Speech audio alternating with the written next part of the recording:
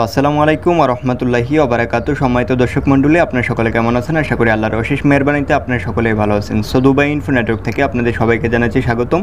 আমার নাম আব্দুর রাহিম, আমি সংযুক্ত আরব আমিরাত থেকে বলতেছি। আমরা আজকে জানবো যে বর্তমান সিচুয়েশনে আপনার কী কী ভিসা উন্মুক্ত আছে বাংলাদেশিদের জন্য এবং কী কী ভিসা বন্ধ আছে।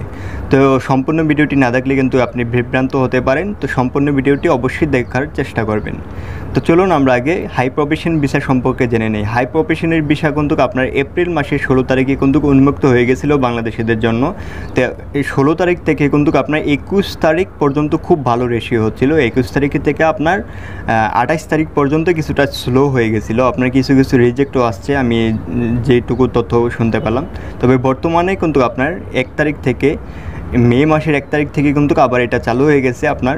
তবে কিছুটা সীমাবদ্ধতা আছে এখানে কিন্তু আপনার আগে যেরকম আপনার ডুপ্লিকেট আপনার সার্টিফিকেট দিয়ে কিন্তু আপনার আসতে পারতেন, এত একটা সমস্যা হইতো না। তবে বর্তমানে কিন্তু খুব ভালোভাবে যাচাই বাছাই করেই কিন্তু আপনার আসতে পারতেছে। তো যাদের কিনা রিয়েল সার্টিফিকেট আছে তারাই কিন্তু অ্যাপ্লাই করবেন হাই প্রফেশন ভিসাতে, আর নয়তো কিন্তু আপনি ধরা পড়তে পারেন।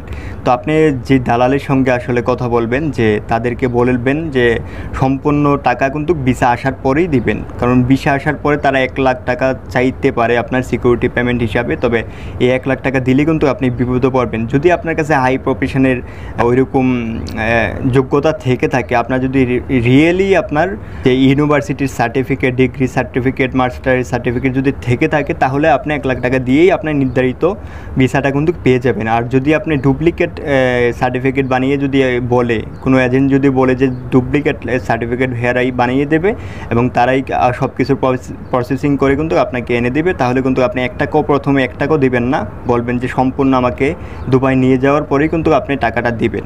তো সেক্ষেত্রে কিন্তু ভালো নজরদারিতা আপনারা পর্যবেক্ষণ করবেন এবং রাখবেন, কারণ আপনি যদি টাকা দিয়ে দেন আগে, তাহলে কিন্তু আপনার টাকাটা কিন্তু মাইট যেতে পারে। তারা কিন্তু টাকা নিয়ে কিন্তু আপনাকে অনেক ঘোরাতে পারে। তো সেক্ষেত্রে সতর্ক থাকুন। আর ভিজিট ভিসা কিন্তু এখনও পর্যন্ত বন্ধ আছে, এখন পর্যন্ত কিন্তু ভিজিট ভিসায় কোনো লোক আসতে পারতেছে না।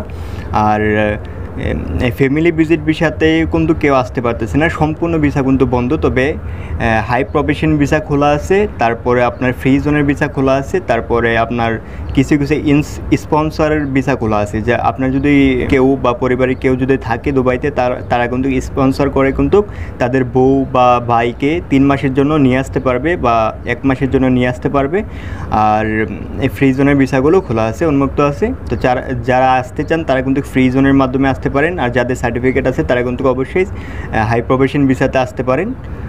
আর যাদের সার্টিফিকেট নেই তারা কিন্তু বিশেষ সতর্কতা অবলম্বন করবেন। তো টাকা কাউকে দিবেন না। তো আশা করি আপনারা বুঝতে পারছেন। তো যদি ভিডিও ভালো লেগে থাকে অবশ্যই চ্যানেলটিকে সাবস্ক্রাইব করবেন, আর একটা লাইক আর একটা কমেন্ট করে দিবেন। আপনার মূল্যবান মতামতটি কিন্তু কমেন্ট করে জানিয়ে দিতে পারেন।